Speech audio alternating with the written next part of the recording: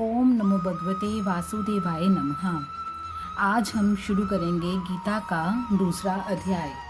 पहले अध्याय में हमने ये पढ़ा कि जब युद्ध भूमि में अर्जुन अपने सामने अपने ही बंधुओं को खड़ा देखते हैं तो वो भयभीत हो जाते हैं और युद्ध करने से श्री कृष्ण को इनकार कर देते हैं। अब इस अध्याय में श्री कृष्ण जी अर्जुन को समझाते हुए कहते हैं कि श्री कृष्ण कहते हैं, हे अर्जुन, तुमको इस विषम स्थल में ये अज्ञान किस हेतु से प्राप्त हुआ?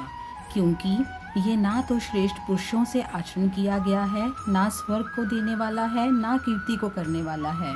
इसलिए हे अर्जुन, नपुंसकता को मत प्राप्त हो, ये तेरे योग्य नहीं है। हे परंतप, तुच्छ हृदय की दुर्बलता को त्याग कर युद्ध के लिए खड़ा हो।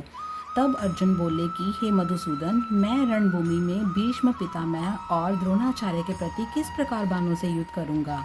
क्योंकि हे हरिसूदन, वे दोनों ही पूजनीय हैं।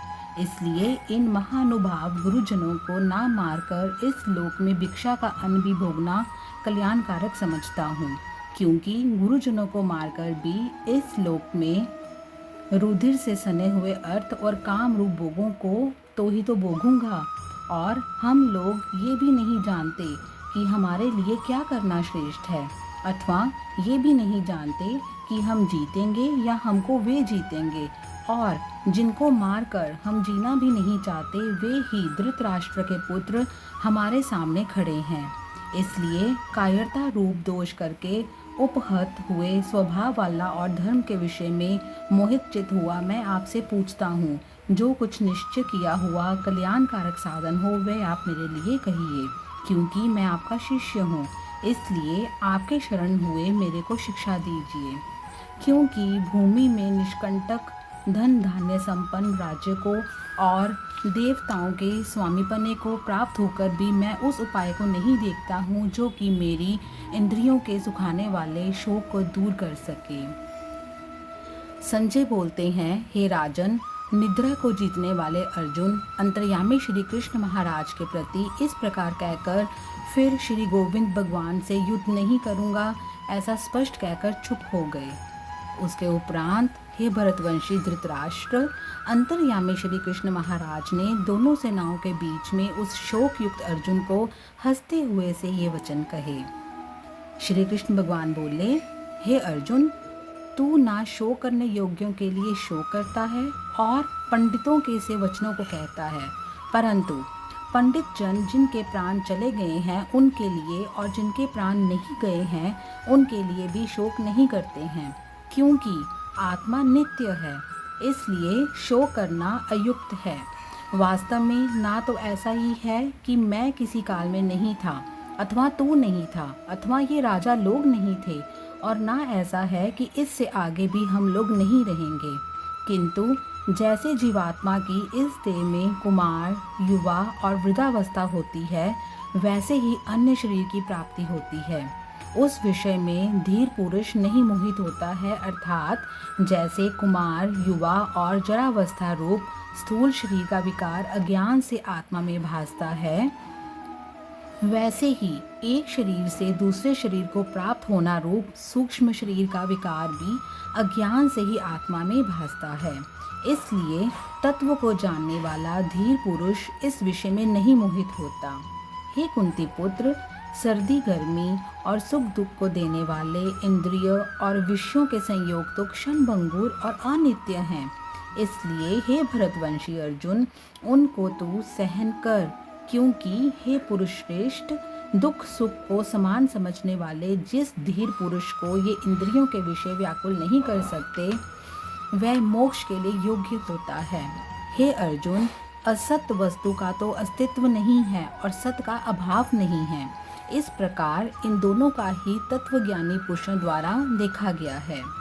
इस न्याय के अनुसार नाश रहित तो उसको जान जिससे ये संपूर्ण जगत व्याप्त है। क्योंकि इस अविनाशी विनाश करने को कोई भी समर्थ नहीं है, और इस नाश रहित अप्रमेय नित्य स्वरूप जीवात्मा के ये सब शरीर नाशवान कहे गए हैं। इसलिए हे भरतवंशी अर्जुन, तू युद्ध कर। जो इस आत्मा को मारने वाला समझता है तथा जो इसको मरा हुआ मानता है, वे दोनों ही नहीं जानते कि यह आत्मा ना मरती है ना ही मारी जाती है। ये आत्मा किसी काल में भी ना जन्मती है ना मरती है, अथवा ना ही ये आत्मा हो करके फिर होने वाली है, क्योंकि यह अजन्मा, नित्य, शाश्वत और पुरातन है। शरीर के नाश होने पर भी ये नाश नहीं होती।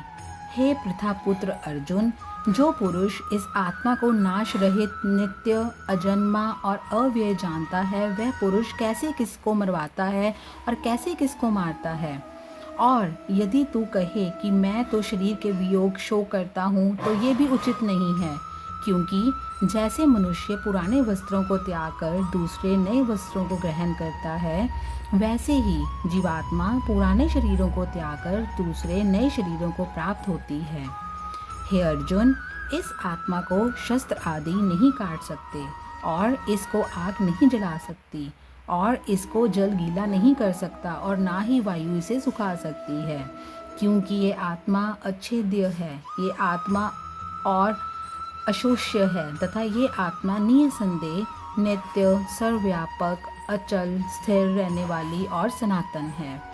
ये आत्मा अव्यक्त अर्थात इंद्रियों का अविषय और ये आत्मा अचित्य अर्थात मन का अविषय और यह आत्मा विकार रहित अर्थात ना बदलने वाला कहा गया है।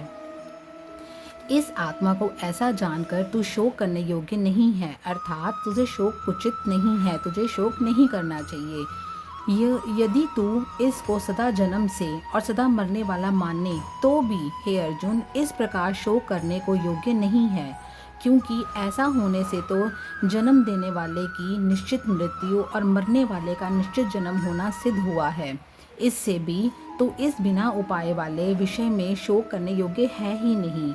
यह भीष्मादिकों के शरीर महामाया होने से अनित्य हैं, इससे शरीरों के लिए भी शोक करना उचित नहीं, क्योंकि हे अर्जुन, संपूर्ण प्राणी जन्म से पहले बिना शरीर वाले और मरने के बाद भी बिना शरीर वाले ही हैं, केवल बीच में ही शरीर वाले प्रतीत होते हैं। फिर उस विषय में क्या चिंता। हे अर्जुन, ये आत्म तत्व बड़ा गहन है, इसलिए कोई महापुरुष ही इस आत्मा को आश्चर्य की ज्यों देखता है और वैसे ही दूसरा कोई महापुरुष ही आश्चर्य की ज्यों इसके तत्व को कहता है, और दूसरा कोई ही इस आत्मा को आश्चर्य की ज्यों सुनता है, और कोई सुनकर भी इस आत्मा को नहीं जानते। हे अर्जुन, ये आत्मा सबके शरीर में सदा ही अवध्य है, इसलिए संपूर्ण भूत प्राणियों के लिए तू शोक करने को योग्य नहीं है, और अपने धर्म को देखकर भी तू भय करने के लिए योग्य नहीं है, क्योंकि धर्म युक्त युद्ध से बढ़कर दूसरा कोई कल्याणकारक कर्तव्य क्षत्रिय के लिए है ही नहीं। हे पार्थ, अपने आप प्राप्त हुए और खुले हुए स्वर्ग के द्वार रूप इस प्रकार के युद्ध को भाग्यवान क्षत्रिय लोग ही पाते हैं, और यदि तू इस धर्मयुक्त संग्राम को नहीं करेगा तो स्वधर्म को और कीर्ति को खोकर पाप को प्राप्त होगा, और सब लोग तेरी बहुत काल तक रहने वाली अपकीर्ति का भी कथन करेंगे, और वह अपकीर्ति माननीय पुरुषों के लिए मरण से भी अधिक बुरी होती है। और जिसके लिए बहुत माननीय होकर भी अब तुच्छता को प्राप्त होगा, वे महारथी लोग तुझे भय के कारण युद्ध से उपराम हुआ मानेंगे, और तेरे वैरी लोग तेरे सामर्थ्य की निंदा करते हुए बहुत से ना कहने योग्य वचनों को भी कहेंगे। फिर उससे अधिक दुख और तुझे क्या होगा। इससे युद्ध करना तेरे लिए सब प्रकार से अच्छा है, क्योंकि यहाँ तो मरकर स्वर्ग को प्राप्त होगा अथवा जीतकर पृथ्वी को भोगेगा। इसलिए हे अर्जुन, युद्ध के लिए निश्चय वाला होकर खड़ा हो। यदि तुझे स्वर्ग तथा राज्य की इच्छा ना हो तो भी सुख दुख, लाभ हानि और जय पराजय को समान समझकर उसके उपरांत युद्ध के लिए तैयार हो। इस प्रकार युद्ध करने से तू पाप की प्राप्ति नहीं करेगा। हे पार्थ, यह बुद्धि तेरे लिए ज्ञान योग के विषय में कही गई, और इसी को अब निष्काम कर्म योग के विषय में सुन। जिस बुद्धि से युक्त हुआ तो कर्मों के बंधन को अच्छी तरह से नाश करेगा। इस निष्काम कर्म योग में आरंभ का अर्थात बीज का नाश नहीं है, और उल्टा फल रूप दोष भी नहीं होता। इसलिए इस निष्काम कर्म योग रूप धर्म का थोड़ा भी साधन जन्म मृत्यु रूप महान भय से उद्धार कर देता है। हे अर्जुन, इस कल्याण मार्ग में निश्चयात्मक बुद्धि एक ही है और अज्ञानी पुरुषों की बुद्धियां बहुत भेदों वाली अनंत होती हैं। जो सकामी पुरुष केवल फल श्रुति में प्रीति रखने वाला, स्वर्ग की ही परम श्रेष्ठ मानने वाला, इससे बढ़कर और कुछ भी नहीं है, ऐसा कहने वाला है, वे अविवेकी जन जन्म रूप कर्म फल को देने वाली और भोग तथा ऐश्वर्य की प्राप्ति के लिए बहुत सी क्रियाओं के विस्तार वाली इस प्रकार की जिस दिखाऊ शोभा युक्त वाणी को कहते हैं, उस वाणी द्वारा हरे हुए चित्त वाले तथा भोग और ऐश्वर्य में आसक्ति वाले उन पुरुषों के अंतःकरण में निश्चयात्मक बुद्धि नहीं होती है। सब वेद तीनों गुणों के कार्य रूप संसार को विषय करने वाले अर्थात प्रकाश करने वाले हैं। इसलिए तू असंसारी अर्थात निष्कामी और सुख दुख आदि द्वंद्वों से रहित नित्य वस्तु में स्थित तथा योग क्षेम को ना चाहने वाला और आत्मपरायण हो, क्योंकि मनुष्य का सब ओर से परिपूर्ण जलाशय के प्राप्त होने पर छोटे जलाशय में जितना प्रयोजन रहता है, अच्छी प्रकार ब्रह्म को जानने वाले ब्राह्मण का भी सब वेदों में उतना ही प्रयोजन रहता है। जैसे बड़े जलाशय के प्राप्त हो जाने पर जल के लिए छोटे जलाशयों की आवश्यकता नहीं रहती, वैसे ही ब्रह्म नंद की प्राप्ति हो जाने पर आनंद के लिए वेदों की आवश्यकता नहीं रहती है। इससे तेरा कर्म करने मात्र में ही अधिकतर होवे, फल में कभी नहीं, और इससे तू कर्मों के फल की वासना वाला भी ना हो तथा तेरी कर्म ना करने में भी प्रीति नहीं होनी चाहिए। हे धनंजय, आसक्ति को त्याग कर तथा सिद्धि और असिद्धि में समान बुद्धि वाला होकर योग में स्थित हुआ कर्मों को कर। ये समत्व भाव ही योग नाम से कहा जाता है। इस समत्व रूप बुद्धि योग से सकाम कर्म अत्यंत तुच्छ हैं। इसलिए हे धनंजय, समत्व बुद्धि योग का आश्रय ग्रहण कर, क्योंकि फल की वासना वाले अत्यंत दीन हैं। समत्व बुद्धि युक्त पुरुष पुण्य पाप दोनों को इस लोक में ही त्याग देता है, अर्थात उनसे लिपायमान नहीं होता। इससे समत्व बुद्धि योग के लिए ही चेष्टा कर। यह समत्व बुद्धि रूप योग ही कर्मों में चतुरता है, अर्थात कर्म बंधन से छूटने का उपाय है, क्योंकि बुद्धि योग युक्त ज्ञानी जन कर्मों से उत्पन्न होने वाले फल को त्याग कर जन्म रूप बंधन से छूटे हुए निर्दोष अर्थात अमृत में परम पद को प्राप्त होते हैं। जिस काल में तेरी बुद्धि मोह रूप दलदल को बिल्कुल तर जाएगी, तब तू सुनने योग्य और सुने हुए के वैराग्य को प्राप्त होगा। जब तेरी अनेक प्रकार के सिद्धांतों को सुनने से विचलित हुई बुद्धि परमात्मा के स्वरूप में अचल और स्थिर ठहर जाएगी, तब तू समत्व रूप योग को प्राप्त होगा। इस प्रकार भगवान के वचनों को सुनकर अर्जुन ने पूछा, हे केशव, हे माधव, समाधि में स्थित स्थिर बुद्धि वाले पुरुष का क्या लक्षण है और स्थिर बुद्धि पुरुष कैसे बोलता है, कैसे बैठता है, कैसे चलता है? अर्जुन के ये पूछने पर श्री कृष्ण भगवान ने बताते हैं कि जिस काल में यह पुरुष मन में स्थित संपूर्ण कामनाओं को त्याग देता है, उस काल में आत्मा से ही आत्मा में संतुष्ट हुआ स्थिर बुद्धि वाला कहा जाता है। और दुखों की प्राप्ति में उद्वेग रहित और मन जिसका और सुखों की प्राप्ति में दूर हो गई है स्पृहा जिसकी और नष्ट हो गए हैं राग भय और क्रोध जिसके, ऐसा मुनि स्थिर बुद्धि कहा जाता है। जो पुरुष सर्वत्र स्नेह रहित हुआ, उन शुभ तथा अशुभ वस्तुओं को प्राप्त होकर भी प्रसन्न नहीं होता और ना ही द्वेष करता है, उसकी बुद्धि स्थिर है। और कछुआ अपने अंगों को जैसे समेट लेता है, वैसे ही ये पुरुष जब सब ओर से अपनी इंद्रियों के विषय में समेट लेता है, तब उसकी बुद्धि स्थिर होती है। यद्यपि इंद्रियों के द्वारा विषयों को ना ग्रहण करने वाले पुरुष के भी केवल विषय तो निर्वृत्त हो जाते हैं, परंतु राग नहीं निर्वृत्त होता, और इस पुरुष का तो राग भी परमात्मा को साक्षात करके निर्वृत्त हो जाता है। हे अर्जुन, जिससे कि यत्न करते हुए बुद्धिमान पुरुष के भी मन को यह प्रमथन स्वभाव वाली इंद्रियां बलात् कर लेती हैं। इसलिए मनुष्य को चाहिए उन संपूर्ण इंद्रियों को वश में करके समाहित चित हुआ मेरे परायण स्थित होवे, क्योंकि जिस पुरुष के इंद्रियां वश में होती हैं, उसकी ही बुद्धि स्थिर होती है।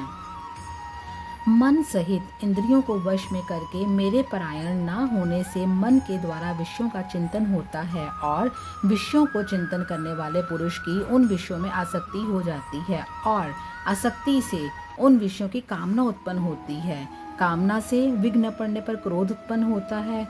क्रोध से अविवेक अर्थात मूढ़ भाव उत्पन्न होता है। अविवेक से स्मरण शक्ति भ्रमित हो जाती है और स्मृति के भ्रमित होने से बुद्धि अर्थात ज्ञान शक्ति का नाश हो जाता है और बुद्धि के नाश होने से यह पुरुष अपने श्रेय साधन से गिर जाता है। परंतु स्वाधीन अंतःकरण वाला पुरुष राग द्वेष से रहित अपने वश में की हुई इंद्रियों द्वारा विषयों को भोगता हुआ अंतःकरण की प्रसन्नता अर्थात स्वच्छता को प्राप्त होता है। उस निर्मलता के होने पर इसके संपूर्ण दुखों का अभाव हो जाता है और उस प्रसन्न चित्त वाले पुरुष की बुद्धि शीघ्र ही अच्छी प्रकार से स्थिर हो जाती है। साधन रहित पुरुष के अंतःकरण में श्रेष्ठ बुद्धि नहीं होती और उस अयुक्त के अंतःकरण में आसक्ति भाव भी नहीं होता और बिना आसक्ति भाव वाले पुरुष को शांति भी नहीं होती है। और फिर शांति रहित पुरुष को सुख कैसे हो सकता है, क्योंकि जल में वायु नाव को जैसे हर लेता है वैसे ही विश्व में विचरती हुई इंद्रियों के बीच में जिस इंद्रिय के साथ मन रहता है वह एक ही इंद्रिय इस अयुक्त पुरुष की बुद्धि को हरण कर लेती है।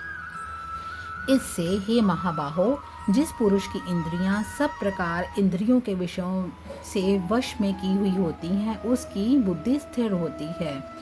और हे अर्जुन, संपूर्ण भूत प्राणियों के लिए जो रात्रि है उस नित्य शुद्ध बोध स्वरूप परमानंद में भगवत को प्राप्त हुए योगी पुरुष जागता है। और जिस नाशवान क्षण भंगुर संसारिक सुख में सब भूत प्राणी जागते हैं, तत्व को जानने वाले मुनि के लिए वह रात्रि है। जैसे सब ओर से परिपूर्ण अचल प्रतिष्ठा वाले समुद्र के प्रति नाना नदियों के जल उसको चलायमान ना करते हुए भी समा जाते हैं, वैसे ही जिस स्थिर बुद्धि पुरुष के प्रति संपूर्ण भोग किसी प्रकार का विकार उत्पन्न किए बिना ही समा जाते हैं, वह पुरुष परम शांति को प्राप्त होता है, ना कि भोगों को चाहने वाला।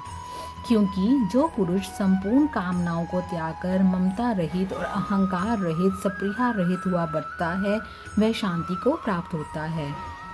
और हे अर्जुन, यह ब्रह्म को प्राप्त हुए पुरुष की स्थिति है। इसको प्राप्त होकर योगी कभी भी मोहित नहीं होता और अंत काल में भी इस निष्ठा में होकर स्थित ब्रह्मानंद को प्राप्त हो जाता है।